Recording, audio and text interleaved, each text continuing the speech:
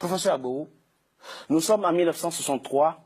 Le président Sylvanus Olympio décide de rompre les accords monétaires avec la France et frapper une monnaie nationale. Il sera assassiné 3 jours plus tard. Thomas Sankara voulait ce qu'il appelle pour son pays une autonomie économique. Il sera assassiné lui aussi.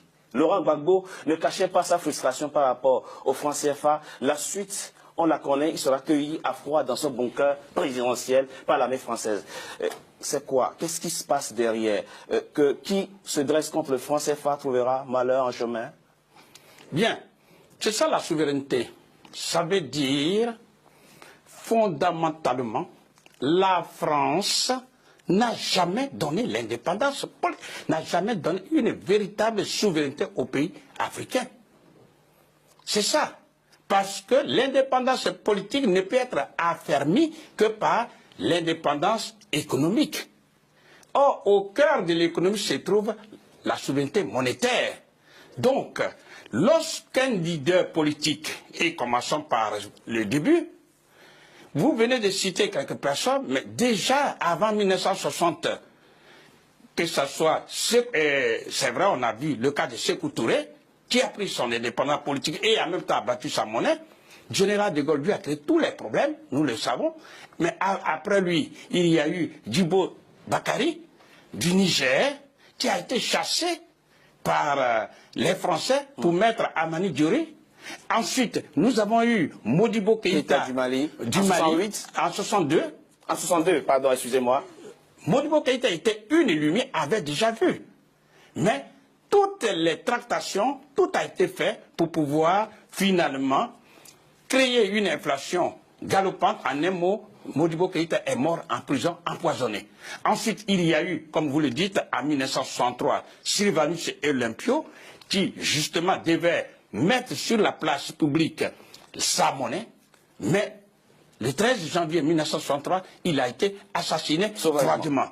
Ensuite, il y a eu ce qu'on pourrait appeler François Nguetta Tombalbaye du Tchad, qui a été aussi bombardé par les Français le 13 avril 1975.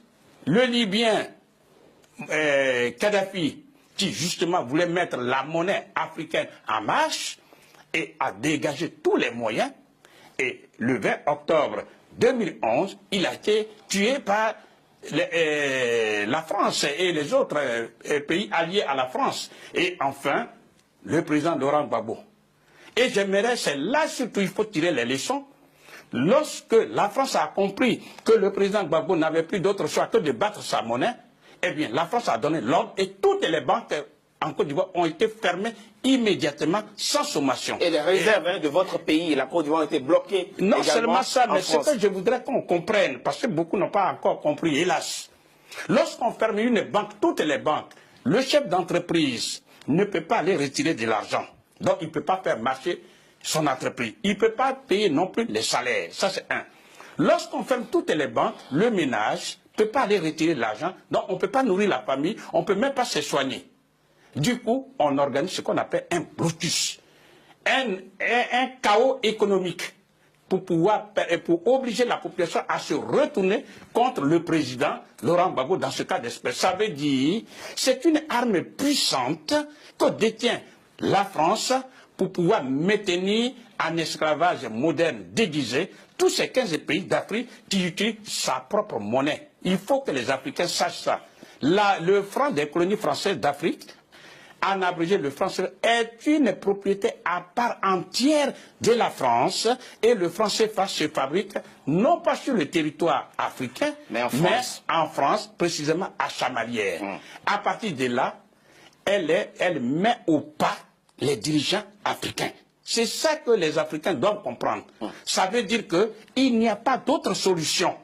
Si ces pays veulent se développer, il n'y a pas d'autre solution que de rompre de façon unilatérale avec le franc des colonies françaises d'Afrique.